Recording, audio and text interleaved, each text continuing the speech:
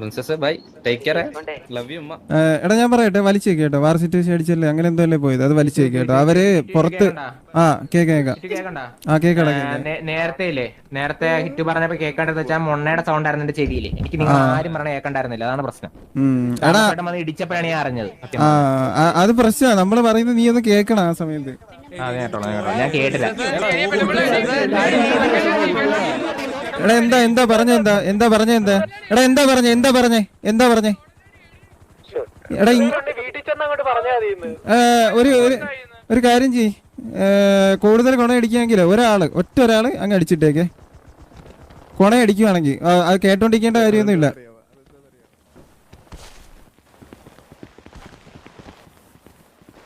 ഞാൻ പറഞ്ഞുതരാം. പറയ്. അത് അവിടുന്ന് ഇങ്ങോട്ട് ഇറങ്ങിയില്ലേ, അപ്പൊ പറഞ്ഞു ടേക്ക് കെയർ, ലവ് യു.